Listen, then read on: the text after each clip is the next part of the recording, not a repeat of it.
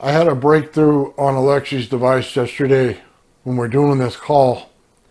My mic didn't work, so I wasn't able to convey it, and when I did, it just sounded like garble. So let me go through it for you right now, because I need to explain this. It's driving me nuts. There's only 4 harmonics, is what he said he had in the presentation. What's the problem with that? Well, I guess it comes back to, if you didn't understand the sound of something, then you wouldn't know where to look for the harmonics in it. There's 6 harmonics in it, and they all come from the magnets on the lower disc. It's that sound I keep telling you about. I'm going to tell it to you one more time so we can truly get to understand this. And I'm going to slow down and explain a little more. When you hear, what is that? It is the sound that it's making when it's in resonance. I keep trying to say this to people. They don't understand this. I talk about a 3D printer or something when 2 motors are in resonance with each other, locked together. That's what we're dealing with here. You're going to get it when you have achieved resonance. 1, 2, 3, 4, 5, 6. 1, 2, 3, 4, 5, 6. Every single magnet makes the harmonic frequencies. Every one of them. They all make a sound. It's exactly where it's coming from. Alexey's listening. If it's anything else, he can't hear it. You say, well, what about the scratching sound? I keep hearing a scratching sound. Buddy, it goes away when you hit those harmonics. You won't hear the scratching sound. It's one of those moments where the discs themselves have resonance in them. It no longer is making that sound. Okay? So what's going on when you get to the resonance portion of this?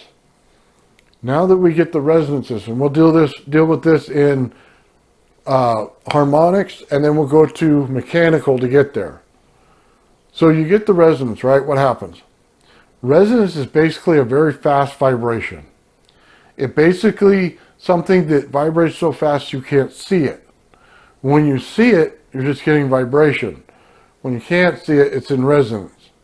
What does resonance do to a circuit? Well, for any of you who build circuits out there, it could be the worst thing in your circuit if it feeds back on something. So, what is our Tesla coil doing? Our Tesla coil is our feedback. When this thing is in resonance, it will feed back into your Tesla coil, and it'll make a sound. I've heard it described as a ringing sound. I've also heard it described as a fishing reel sound, the whizzz. However you want to say it, that's what it is. Now, we know what it's doing. The Tesla coil itself, it doesn't really make a lot of sound.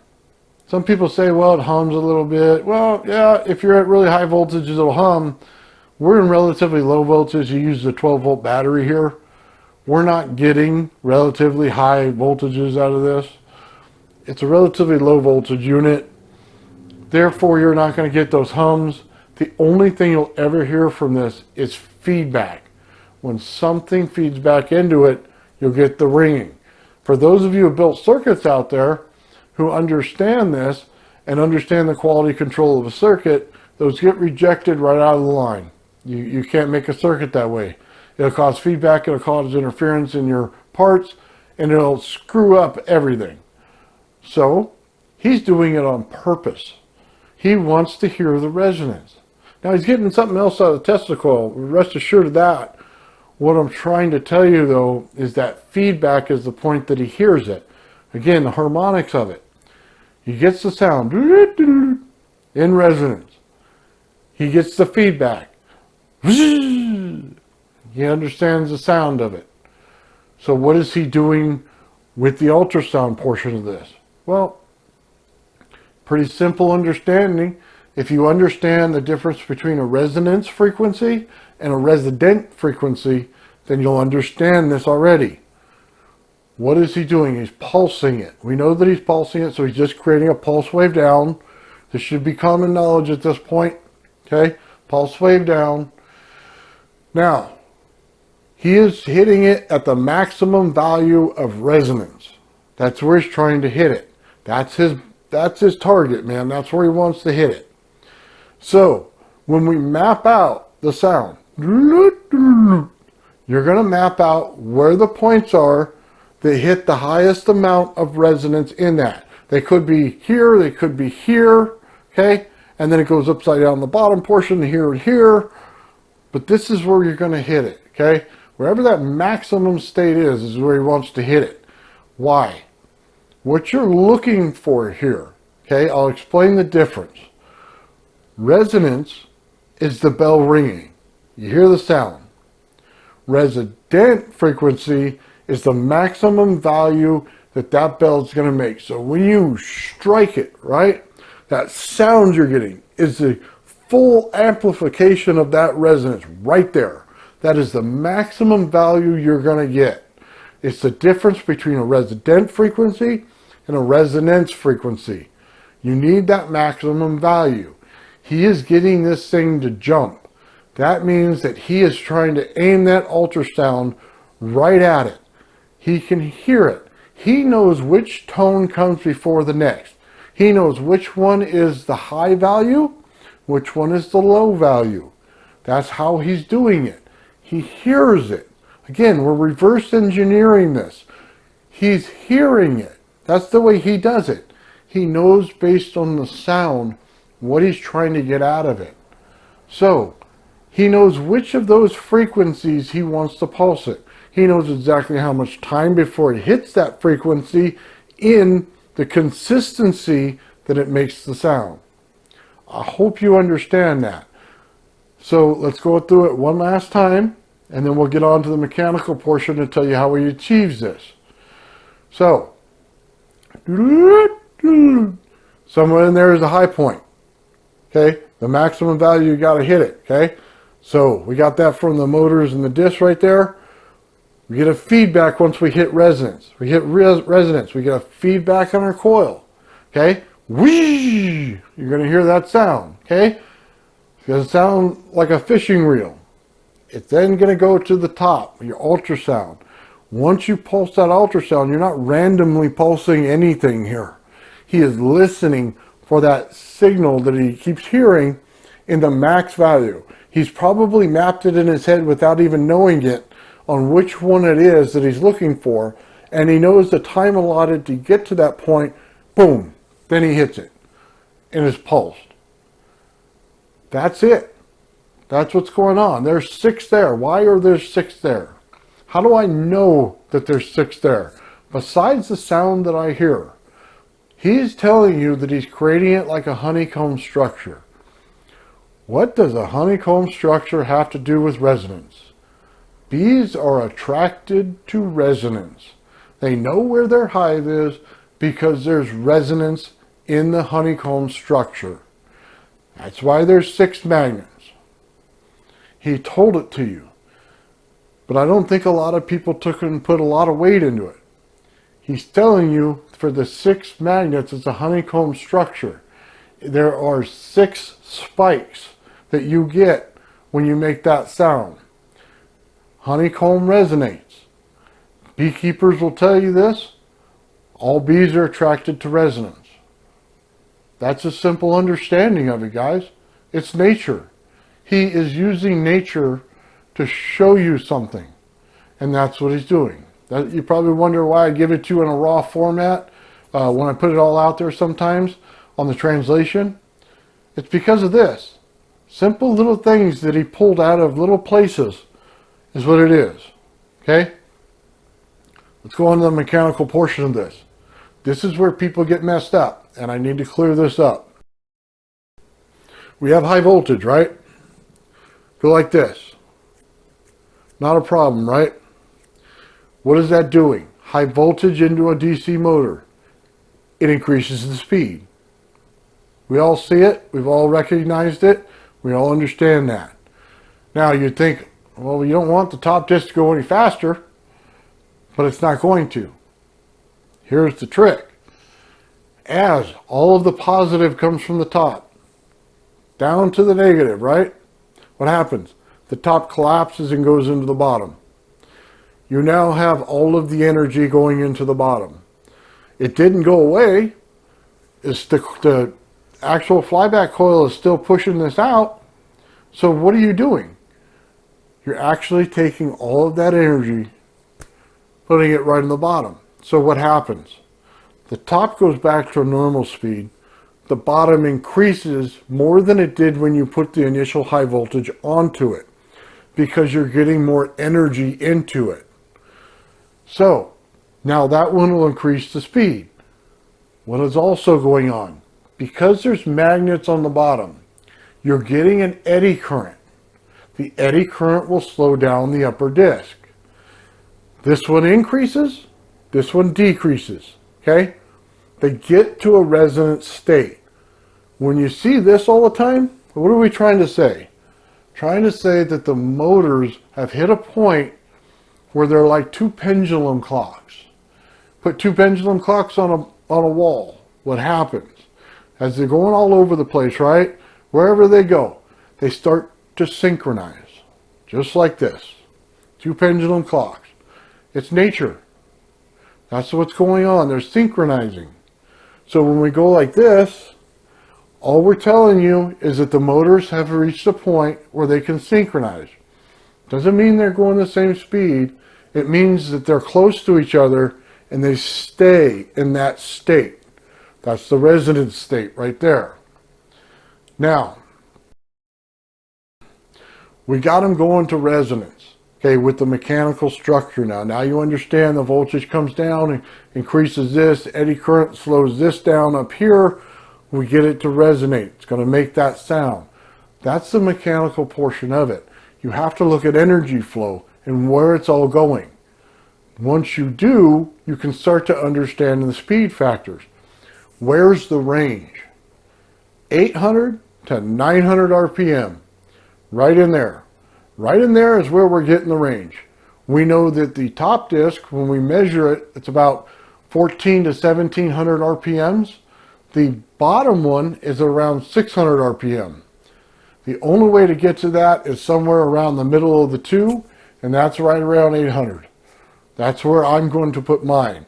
I want to do it about 840 is where I think I'll really start to hit it. The closer I can get them to that point is where I think I'm going to find the resonance. I say it when I do 3D printers, and there's a reason why I'm telling you guys this. Because if you want to know the sound, just put a piece on your 3D printer that's a circular shape. Two motors have to work together in order to get that thing to go circular. Because you have a motion this way and a motion this way. And they interact just like this, okay? Or, excuse me, one that I can't get my hands to do it. One this way and one's this way, okay? Just like that. They work together so that it can go like this. You're hearing the resonance frequency there. The two motors in resonance. That's why I explain it that way.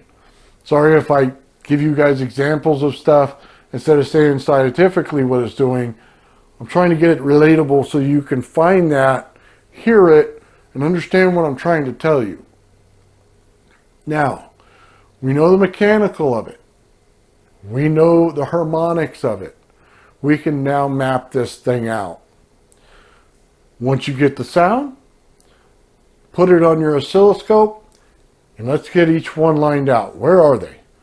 Now you say, well, high voltage keep messing stuff up. Take a tube. It's very simple. Take a tube, put it right to it, this far apart. Put a microphone in this end. Put the tube over here.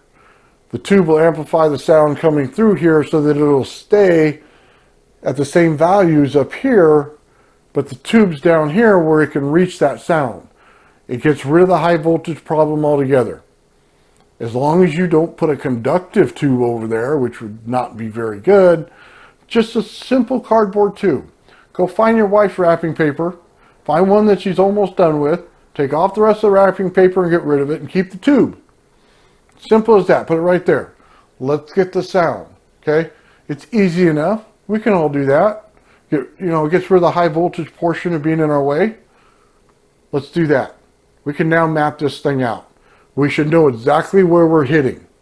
Then, once we do, we can begin tests to get the resonance to hit that Tesla coil and measure that sound. I'm telling you this in this order because, guys, if you don't hit the resonance, you can have the Tesla coil on all day and you'll never know what it does. You light up as many lights as you want. It will not do you any good unless you understand this fact of resonance to that coil as a feedback loop. That's why I'm telling it to you in this way. Get this, we can map it out. We can hear the sound. We can match the energy that you put into it until we get that sound. That's all he's doing is he's turning up how much voltage he puts in it and how much he takes out of it in order to get that feedback where it's hard enough where you can hear it. Okay, those are the clues he's giving you. Then we can map out exactly where the pulse is. Once we mapped out the two motors portion of it, we know exactly where the points are. Now we know where to pulse our ultrasound. Good news for everybody out there. A lot of the guys on the crew have already figured out how to make little sensors and devices to work with RPMs so that you know what the motor speed is. They also know exactly when the disc loses all of its energy on the top. They've also figured out the Tesla coil, how we can get it to run in there. All these things, the gravity meter, you probably wonder what that thing is. You got this thing like this, right? Let me explain that a little bit. The thing has no batteries. It sounds strange, doesn't it? What do you mean it has no batteries? How are you going to measure anything? Well, you measure it based on the energy on the disc. Turns on when there's energy there, right? Gives you a reading. Why is that? Because it's producing the energy itself. The only energy you put into it is going to make it bad. That's why he doesn't use a digital one. That's why he's using analog. Because he's using the energy itself from there to power the thing. He's reversing the circuit basically, is the best way I can say it. And then he puts a capacitor in there to change some of the values in it. That's probably the best way to say it. I've done the test where I've taken a motor. You ramp it up to about 7,000 RPMs. You have magnets, in a little configuration. And you can basically take those two probes on my digital meter and I can put it up there and I can tell you right then where the magnetic field is. Okay, just like that. You'll see me in the test. I can put a little core in there. Okay, just a bolt with a couple washers and wind some wire around it and magnetic wire and put it on there. But I could tell you I can get the same effect just by taking the probes themselves and doing it. If you didn't do that test, you'd never know that. I knew it. So when I saw what he was doing, I could figure it out because I've run a test like that. I do understand what he's looking for. So he's getting the energy out of there so he knows when your transfer happens. He knows it. That's the only time he's measuring something on this. The rest is sound. So hopefully you understand that portion of it. I think the guys have mapped this out pretty well so that you can understand that. Now, what's next for us here? Well, I've been building stuff in my garage. It's an absolute disaster out here right now. I've got Tesla coils on the table. I got high voltage circuits on the table. But I got to thinking, I can use a lot of different products that I have. But let me just buy one from Amazon. Let's make it general. Okay? Buy one that you could buy. That way you don't have to try to test out circuits and everything else. Let's just get a thing going. Everybody has the same thing. That's why I did the build video in the beginning, or not beginning, but just lately, where I built it with PC fans in it. I also built it with other motors in it, just like everybody was running. But I went back to the PC fans for one reason. Just understand this. When you want to get the top and bottom to work together and you want them to sync up, it is 10 times easier with a PC fan than it is with a regular DC motor. Why? Because the PC fan gives you leeway when you go to slow it down. It doesn't stop it. And that's what you want. That eddy current, when it goes to slow down that top one, it's going to work way better on a PC fan. Why? There's less windings. There's less resistance to it. It goes down faster. That's the point here. He found something that can do it faster. I mean, they all say you use junkyard parts. Well, in the junkyard, you got plenty of motors, RC cars, you know what I mean? Whatever, you could have pulled anything you wanted. He pulled PC fans because they're weak. There was a reason that he did it. Because the eddy current had to slow down the upper fan. And it had to get it within a resonance frequency. That's it. That's as simple as it is. Less windings, easier to work with, easier to get to the point. So I included the STLs on my build. They're in there for the PC fan. And I told you which fan to get, how to make the other parts.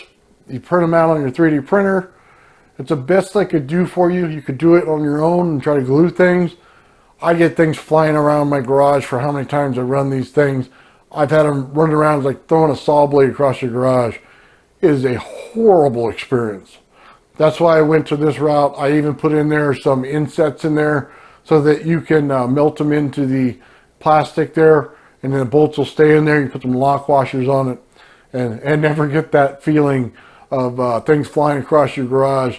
My wife damn near killed me when I started flying magnets around the garage. I wasn't happy about that, or when I started burning things up and burning up circuits, she made me get a fire extinguisher. That was an adventurous day, let me say that. You know, a lot of this stuff, guys, I've been doing this for years, and I'm bringing you the experiences that I've had, and I'm trying to simplify them for you, because this project's been like a 3-year deal for me. It's up, down, left, right. I've gone every which way with it. You've probably seen my videos. I did some things that are just like out of the box and just throwing whatever sticks at the wall at this thing. But now I've gotten it fine-tuned where I know where I'm going with it. And that's why I'm sharing it with you guys on this one. So I will show the Tesla coil videos on exactly how to build a circuit. I'll build it kind of bad like I always do. And then I'll fine-tune it to a little better. I found a little Wraith cooler from CPU. So I'm going to use that. I'm going to drill tap it, and I'm going to put the MOSFET to it. Should be a cooler unit there. It's only $6 on Amazon. Pretty easy pickup there. And that'll cool down the MOSFET. I've changed the MOSFET itself. I had a guy get a hold of me with a better one, and it came from an amplifier. And I'm putting that one in here. I've tested it, and it's working great. The trick is anything under 3 amps. He uses milliamps on his. Wasn't enough power. I needed to go up to some amps. At 3 amps, I can keep the cooling in where it needs to be. It's a 230 volt max, and it has a 12 volt max, or excuse me, 12 amp max on it, and a 5 volt where you can't go over it. Basically, what that's gonna, or excuse me, 5 amp, you can't go over it. What I'm meaning by that is, as the heat of it comes up, the amount of amps it can take goes down. So you kind of have to mesh the two, put the cooler in there. So anything above 3 amps will blow it. Anything under 3 amps is good. As long as you remember that, build your circuit the right way with the resistors, you're good to go for a 12 volt battery, and we can get it going. I'll show that video probably in 2 parts, one with a really nasty build, one with a more fine-tuned one. I'll show the high voltage build, how to put that on there and how to tune that, and we'll see if we can't get that sound to go for resonance out of there. That'll be a big video. And we'll work on the ultrasound as well when we wire the thing up. And I have all the parts for that circuit now. I can build that. So you're going to see a lot of build videos coming out, guys. A lot of understanding of the different products that I'm using. I do Amazon links to stuff so that you guys can find them. I do get a small portion of that. That'll help me keep buying more stuff out there for you guys to show you more products. So if you click the link, buy something, hey, great. It helps me out, and it helps me be able to put out more products for you guys on this channel at a cost that I can deal with. Because I can tell you, as an old man on retirement, it kind of sucks sometimes. So that's all I need to take care of that. Anyway, those are the videos coming up, guys. Hopefully this was a good understanding. You know, I wanted to give you this last bit of information because it kind of hit me right here. We did this understanding of toroidals. I need you to understand this. For those of you who've stuck with me this far, I hope you get this understanding. We talked about 2 toroidals, right? One on top, one on bottom. What's going on? When you collapse the field of high voltage on the top, you get one toroidal. You no longer have two. You have a spinning disc, you have one toroidal. It didn't show that in the presentation the other day. And I tried to say something and my mic wasn't working. In this Graviflyer, in order for it to go up, it has to form one toroidal at the bottom. The top one loses all of the voltage and it has to go to the bottom one. And in there you'll get lift. In a magnetosphere, you have to continue to have both to have balance. And I think it was important that he showed that. The reason is for this, guys, when Alexey has it, it's in balance. When he collapses the field like this, it goes up. Okay? That's the other part of the ultrasound you have to understand. The toroidal has to be collapsed on the top. The bottom has to be filled with the energy. That way it can go up. Otherwise, it's a balanced unit, just like the Earth is. Okay? That's how you would build a magnetosphere. You want to keep it stable, they both have to have charge. You want to unstabilize it, put the charge into one side, and it'll unstabilize. Now, magnets attract the charge. Okay? They bring the charge into it. If you wondered why Alexey wanted to put magnets on the top, if you're building a magnetosphere, it makes sense. Always in balance. On this, it doesn't make sense. He only wants it to go up. Now, in later versions, he may go back to the magnets. Why? Because then he can turn things off and on. But they'll have to be electromagnets in order to do it. Okay? Simple understanding of the toroidal. I wish I was able to say it yesterday. I wasn't. I'm sorry for that. Anyway, hope you guys understood this. Again, remember, we're reverse engineering here. So we're going to do it like Alexey did it. And until we get to the answer, that's the way it's going to be. I did like the comments, though, on the TT Brown thing. I do want to build that. I do understand what products you use there. That would be a fun video, but I got to get through the Graviflyer first. We got to be able to build this first, then we can move on to that. Because I think the simple understanding of the resonance and the 6 sides and the honeycomb thing is going to be a big deal for any kind of anti-gravity advice we go to make in the future. So I think that really requires doing this thing to the very end and getting the answer. So anyway, if you like what you saw today, please like, share, subscribe, do all that fun stuff, and have yourself a great day. Thank you.